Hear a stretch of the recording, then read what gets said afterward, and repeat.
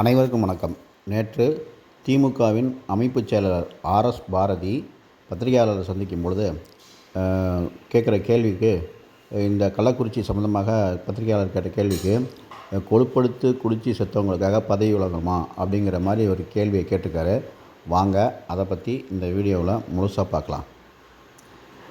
கடந்த வாரங்களில் இந்த கள்ளக்குறிச்சி சம்பவம் உங்களுக்கு எல்லாருக்குமே தெரியும். அந்த கள்ளக்குறிச்சி சம்பவத்தில் கள்ளச்சாராயம் காய்ச்சப்பட்டு விநியோகிக்கப்பட்டுள்ளது.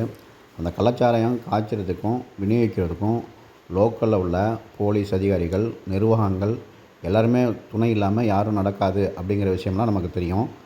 இந்த கள்ளச்சாராய இறப்புக்கு உடனடியாக தமிழக அரசு பாதிக்கப்பட்ட குடும்பங்களுக்கு 10 லட்சம் ரூபாய் கொடுத்துருக்காங்க.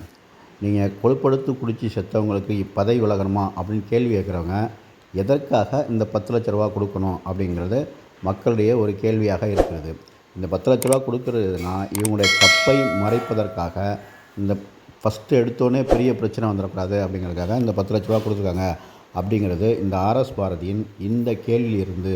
எந்த கேள்வி? கொழுப்படுத்து குடித்து செத்தா நாங்கள் பதவி விலகணுமா அப்படின்னு கேட்குற கேள்வியிலிருந்து மக்களுக்கு தெளிவாக தெரியும். இவர்கள் எப்பொழுதுமே மக்கள் நல அரசாக இருந்ததே இல்லை.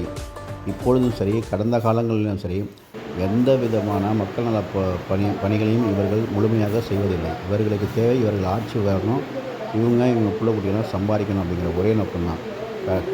தொடர்ந்து திமுக எந்த காலத்திலும் 2 முறை ஜெயிச்சதாக சரித்திரமே இல்லை. ஏன்னா அவங்களால சரியான ஆட்சியை கொடுக்கவே இல்லை, கொடுக்கவும் முடியாது.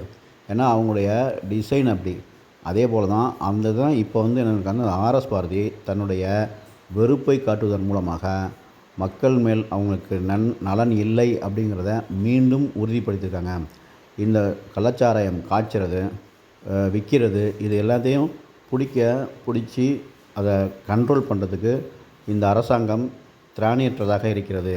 கடந்த வருடம் இதே போல் செங்கல்பட்டு பகுதியில் இந்த கள்ளச்சாராயம் விற்று குடித்து செத்தவர்கள் நிறைய பேர். அதே மாதிரி இப்போவும் அதே மாதிரி நடக்குது அப்படின்னா இவங்களுடைய நிர்வாகத்திறன் எப்படி இருப்பது என்பது கேள்விக்குறியாக உள்ளது. மக்கள் அதை கேள்வியாக கேட்குறாங்க.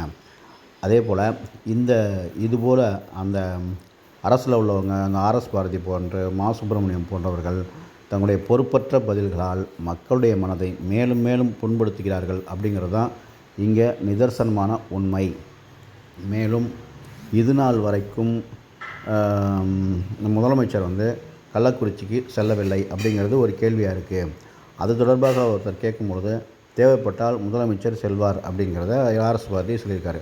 எப்போ தேவைப்படுது? 1 மாதம் கழிச்சா? அந்த கஷ்ட காலத்தில் உதவுறதும் அங்கே போய் நிற்கிறதும் தான் ஒரு மிகப்பெரிய உதவியாக இருக்கும். அதே போல் இந்த வாடகை வாயன்களாக இருக்கிற எல்லா நடிகர்களும் சரி, அக்கா கனிமொழியும் சரி, யாருமே இந்த கலாச்சார விஷயத்தை பற்றி வாயவே திறக்கலங்க தான் நம்முடைய பதிவாக இங்கே பதிவு பண்ணுறோம்.